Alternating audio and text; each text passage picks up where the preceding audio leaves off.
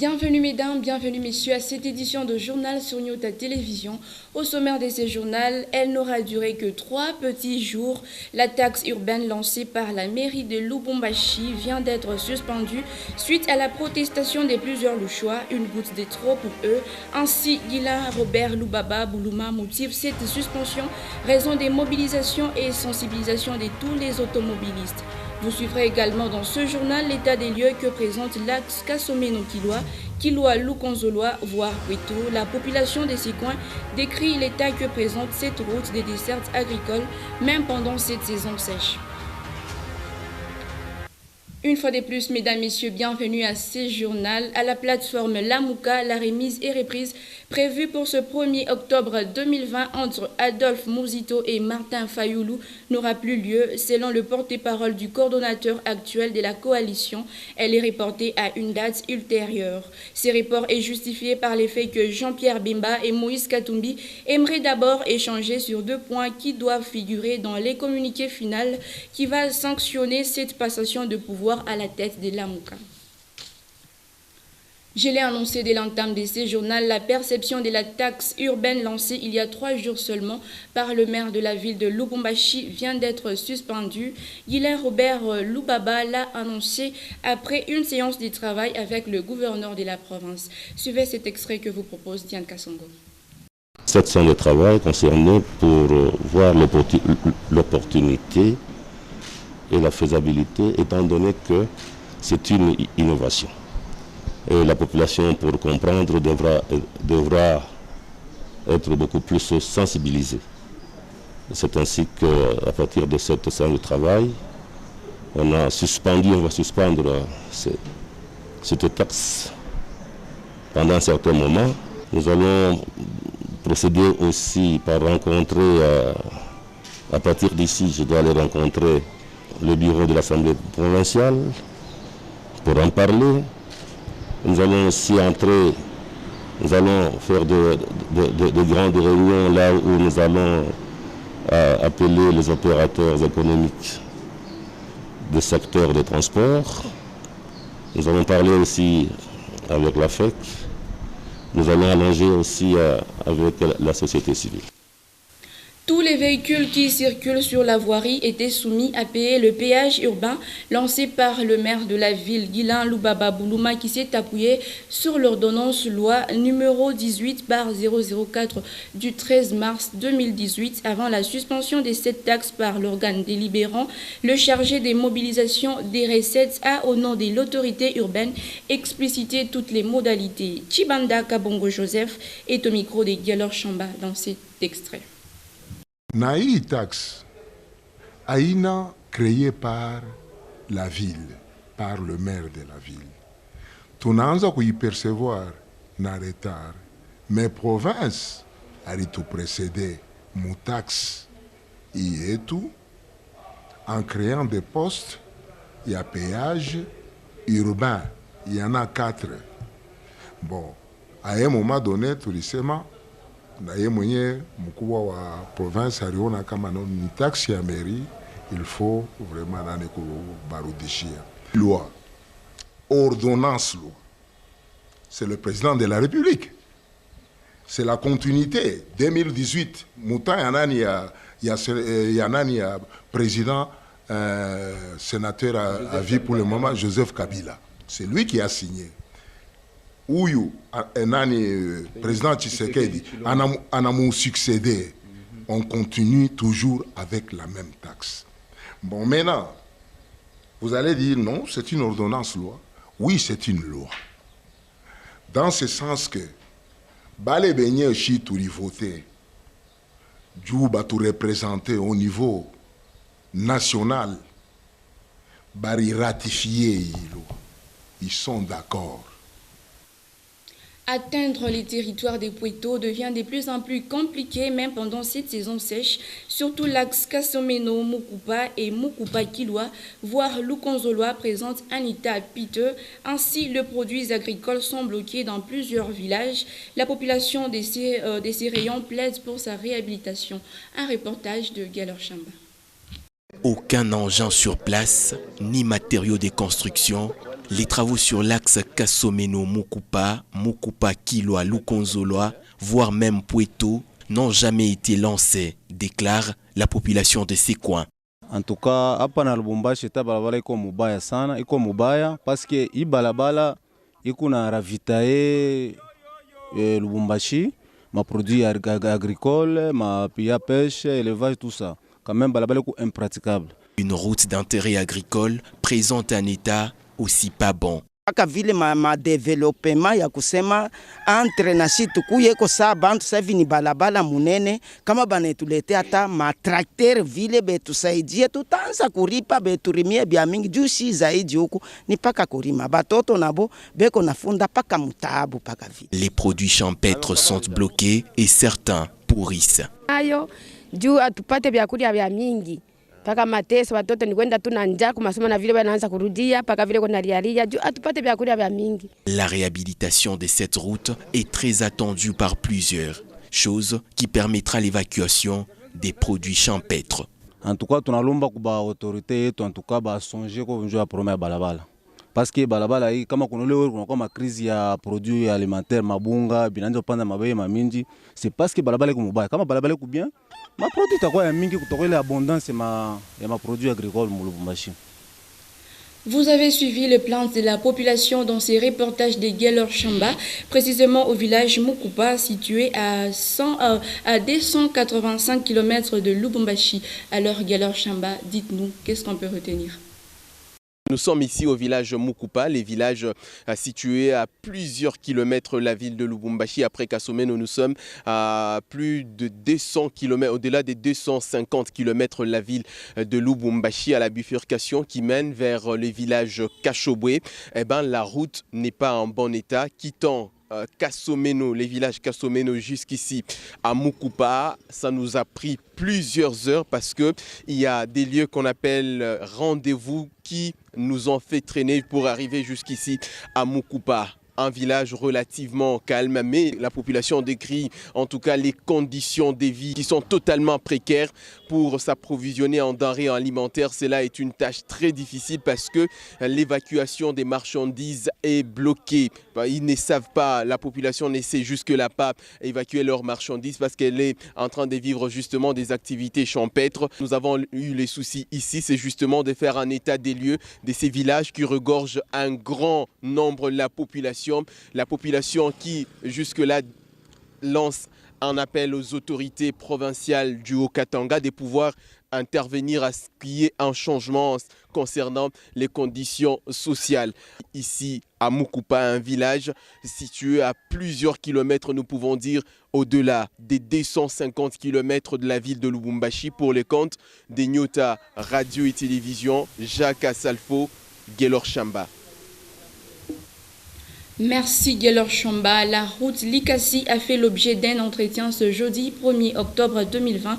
Une opération de débouchage des canalisations et ramassage des sachets et bouteilles en plastique, ce qui entre dans le cadre de l'opération Salongo lancée sur tout Lubumbashi. Ben KMB pour plus de détails. Pour ce jeudi 1er octobre, ces travaux d'entretien ont été effectués sur le tronçon compris entre les arrêts Cohydro et Express. De sachets et bouteilles en plastique, voilà ce qui ternissent l'image de cette grande artère et entrée de la ville de Lubumbashi, nous dit Eli Ngoy, chef du quartier Gambela 1. Pour aujourd'hui, nous avons réuni tous les cadres de base pour que nous puissions enlever tous les sachets, les bouteilles en plastique et beaucoup d'autres choses. Nous restons très loin. Ces ordures proviendraient des activités commerciales implantées le long de cette route, selon cet autre habitant de Gambela. Quand même, kama banana sema unashaba vitu ya plastiki, mtu anakuwa secret anabaka kitu kama wale ndio kitu kutupa mchafu. Mebe kuna isha banosha bintu, beba kila banatoa machupa ma barabara. Autre chose à déplorer, les fleurs plantées au niveau des séparateurs ont du mal à pousser à hauteur de la passerelle, alors que sur les autres endroits, elles contribuent à la beauté de la ville. Le chef du quartier accuse les enfants en rupture de liens familiaux qui passent leur temps à cet endroit. Mais il y a quand même d'énormes efforts qui sont fournis et on arrose, ça pousse, mais hélas, la difficulté est qu'il y a des enfants qui marchent dessus. La brigade communale de Lubumbashi était également de la partie ce jeudi lors de cette opération Salongo, une activité qui devrait se poursuivre même les autres jours, estime une certaine opinion. Le quartier Luoshi, l'un des plus anciens de la commune annexe, fait toujours face au manque de l'énergie électrique, à l'exemple de la rue 4 et toute son extension qui ne sont toujours pas connectés au réseau de la SNEL. Suivez. De tout temps, cette partie du quartier Luoshi, en son tronçon compris entre la rue 4 et l'espace Étoile Jaune, n'a jamais été connectée à son propre transformateur. Les habitants de ce quartier bénéficient de celui d'un particulier et ces derniers temps, la desserte n'est pas régulière, se plaignent-ils.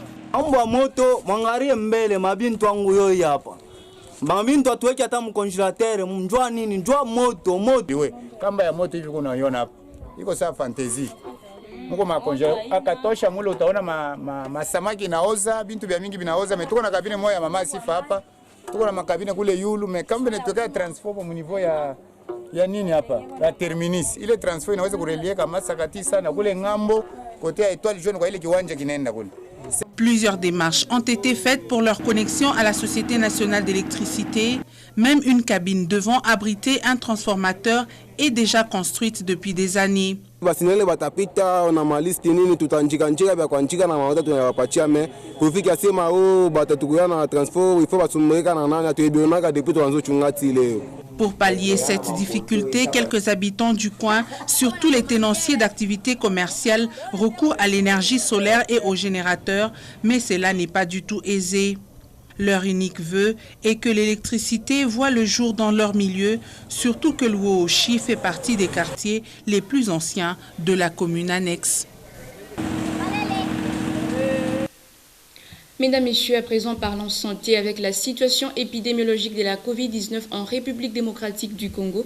Les comités multisectoriels de la riposte à la pandémie du coronavirus en RDC a confirmé 26 nouveaux cas positifs pour la journée du mercredi 30 septembre 2020, dont 9 au Nord Kivu, 8 au Lualaba, 3 au Nord Ubangi, 2 au Kasaï oriental, 2 à Kinshasa, 2 au Kasaï central, 1 dans le Haut-Tuélé et 1 à Ituri.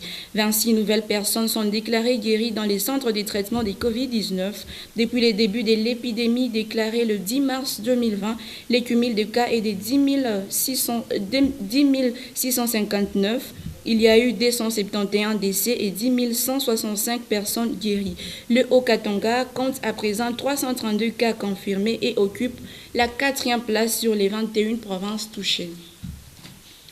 Parlons religion à présent. Chaque mois d'octobre est consacré au mois marial dans la liturgie catholique à Kipushi. Une messe d'ouverture de ce mois consacrée à la Vierge Marie a eu lieu ce jeudi 1er octobre 2020 dans toutes ces 4 paroisses. Les chrétiens de la paroisse Sainte-Barbe ont pris part à une célébration eucharistique qui a eu lieu à la grotte. Suivez. Les fidèles de la paroisse Notre-Dame du Travail de Kipushi sont venus en grand nombre à la grotte de la paroisse pour cette célébration eucharistique annonçant l'ouverture du mois marial. Tous ont ensemble communié et se sont souvenus de la place de la Vierge Marie dans la vie du chrétien catholique. À la paroisse Sainte-Barbe, cette messe a débuté par la récitation du chapelet. L'officiant du jour, l'abbé Valérien Songué, a rappelé aux uns et aux autres l'apport de la Vierge Marie dans la vie du Christ. Malgré réponse ya Yesu, Bikira Maria anasema mufanye vile ataniambia, kwa sababu miujiza ya vya kweli inatoka kwa kumutii Yesu. Obéissance à Jésus-Christ. Obéissez à Jésus-Christ, vous aurez tout ce dont vous avez besoin. Anasema nini? Hapana divai. Me anaita wale watu waseme, mwende mkafanye vile atafanya, vile atalomba. Banabeba tu paka maji kule, mwangalie maji. Miujiza ya leo ni mambo mengine ba mambo. Yesu asheke kwa mkono, asiendeka mkono. Anasema hapo jindu. Anekala tu aseme, mubebe muyaje mitungi sita. Le vicaire général du diocèse de Sakania-Kipushi, Monseigneur Gaston Kibilo, a également appelé les fidèles à persévérer dans la prière pendant cette période, réciter le chapelet matin, midi et soir, car Marie est une figure incontournable de la foi catholique. Vierge Marie, c'est la mère du Seigneur Jésus-Christ. Et pour nous les catholiques, on ne peut pas confesser la foi en Jésus-Christ sans pouvoir vénérer sa mère, elle qui a fait l'aventure avec son fils jusqu'au calvaire. Donc c'est la mère du Sauveur, c'est aussi notre mère et la mère de l'Église. Chaque année, les catholiques du monde entier consacrent les mois de mai et octobre à la mère qui a porté le Christ en son sein, des mois consacrés plus à la prière en faveur de la Vierge. Mesdames, Messieurs, parlons sport pour finir. C'est officiel, la 26e édition du championnat de la République démocratique du Congo démarre ce 2 octobre 2020. Un seul match est au programme. Le FC Renaissance du Congo reçoit Maniema Union de Kindu au stade des Martyrs. Les tenants du titre, les TP Mazembe, entre en danse dimanche 4 octobre 2020 contre Blessing Lualaba, monté en première division. Cette saison, les décors est déjà planté, il ne reste que le coup d'envoi. Explication de Pascal Mangala. 16 clubs engagés, mais un seul pour succéder au tout-puissant Mazembe. Les Corbeaux de Lubumbashi, largement dominateurs des 2 dernières décennies, avec plus de la moitié des titres mis en jeu, vont certainement jouer pour garder cette avance. Remplaçant de Mihailo, 2 fois vainqueur des 3 dernières éditions, Dragan Svetkovic n'a pas de choix que de faire durer le plaisir des supporters. Une tâche bien difficile, même s'il en a les moyens, les adversaires sont tout autant redoutables. Vita Club, en l'occurrence, 2e classé la saison dernière et dont l'actuelle présidente Bestine Kazadi a promis de faire de Vita le Barça d'Afrique, et être Barça, c'est jouer pour le titre chaque année. La première de son mandat serait la meilleure chose pour l'unique dame à la tête d'un club de première division en République démocratique du Congo. Daring Club Motema Pembe du président Vidier Chimanga caresse le même rêve, longtemps collé au tout-puissant Mazembe à la dernière édition avant de finalement se retrouver à la 4e place. Les Immaculés n'auront pas d'excuses et ils le savent bien. Privé de recrutement, Motema Pembe a tout de même des arguments à présenter dans cette Vodacom Ligue 1. Bazano, Renaissance et surtout Maniema Union seront aussi à suivre. Les surprises ne seront pas non plus à exclure quand on regarde notamment tout l'investissement de Simba Kamikaze de Colosi par exemple. Un entraîneur espagnol et des joueurs talentueux enrôlés par le club du Lualaba laissent croire qu'il y a réellement des ambitions. La 26e édition, qui a également le mérite d'être organisée à huis clos, hors de toute pression des supporters des clubs populaires, d'un œil d'averti, d'aucuns pensent que ce championnat sera l'un des plus relevés jamais connus en RDC. Ainsi s'achève cette édition de Journal sur Nyota Télévision. Mesdames, Messieurs, nous vous disons merci, grand merci de l'attention lui accordée.